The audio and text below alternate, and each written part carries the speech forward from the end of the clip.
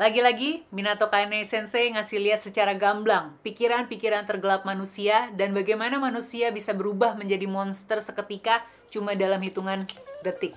Penasaran? Ikutin terus videonya. Hey fellas, welcome back to my YouTube channel. My name is Aya. Sesuai dengan judul video ini, di sini gue akan mengulas buku ketiga dari Minato Kane Sensei yang udah diterjemahin ke bahasa Indonesia. Ini judulnya Ferris Wheel at Night.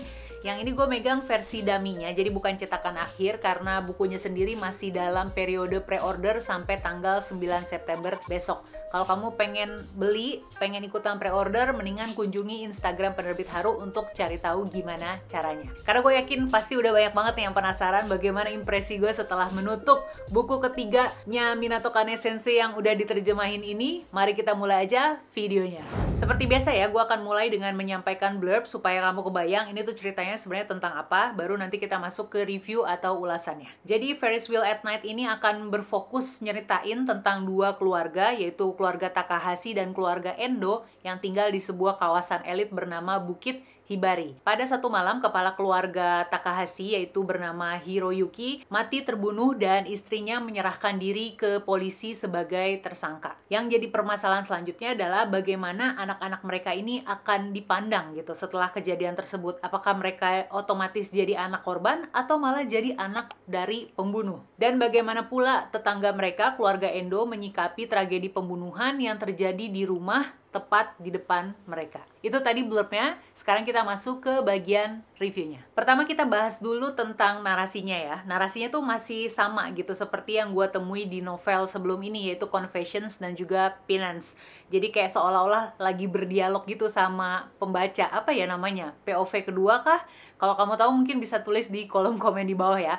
Jadi menurut gue gaya narasi seperti itu berhasil mengajak membaca untuk menyelami pikiran-pikiran para tokohnya. Dengan gaya narasi seperti itu kita menjadi paham apa sebenarnya yang dirasakan oleh masing-masing tokoh di dalam sini. Dan itu juga faktor yang membuat perasaan kita sebagai pembaca akan dibuat nggak nyaman dan gundah gulana karena kita kebayang gitu kalau kita yang ada di posisi tersebut, ada di dalam situasi tersebut, kira-kira bakal bersikap atau bertindak seperti apa. Dari awal aja ketidaknyamanan itu sudah terasa dengan dihadirkannya sebuah situasi di mana ada seorang anak perempuan, anak SMP gitu yang lagi tantrum dan dengan santainya mengucapkan, maaf ya, kata goblok ke ibunya sendiri. Itu gue kaget sih pas baca kalimat itu.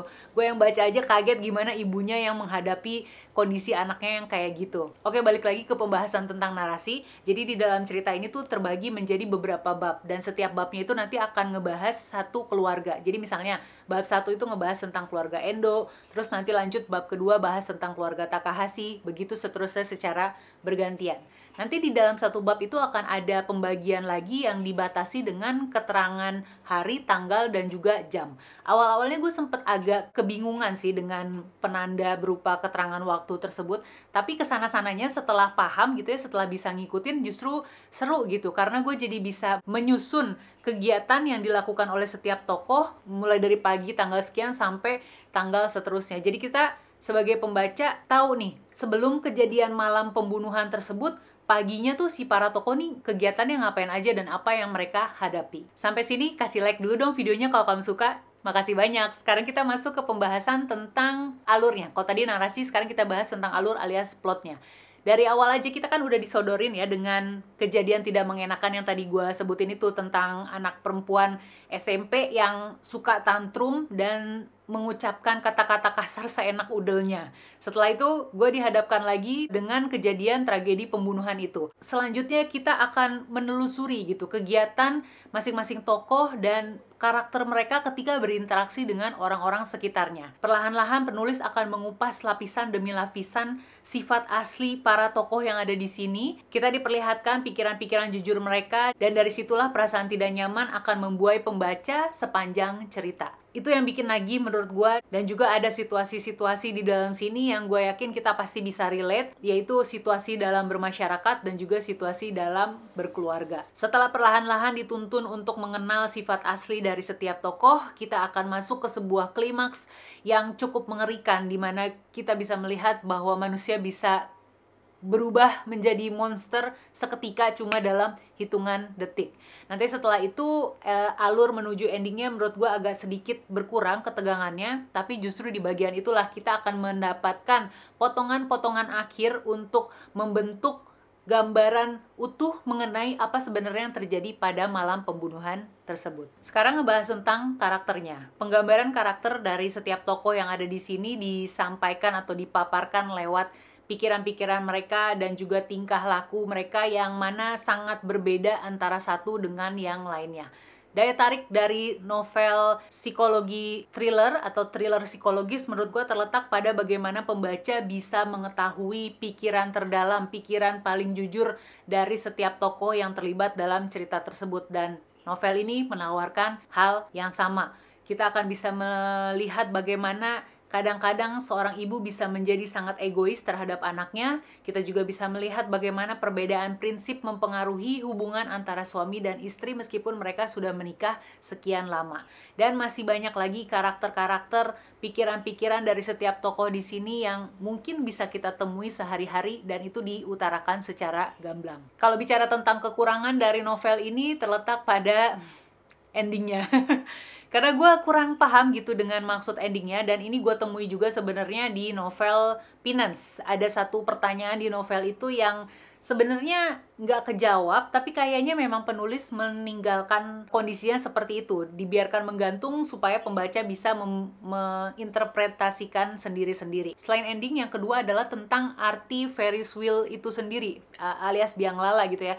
Apa sebenarnya makna biang lala? Apakah biang lala itu mencerminkan tentang ceritanya? Kalau iya, tapi apa gitu maknanya? Gue kurang bisa nangkep. Tapi justru menurut gue itulah hal yang menarik dari buku ini.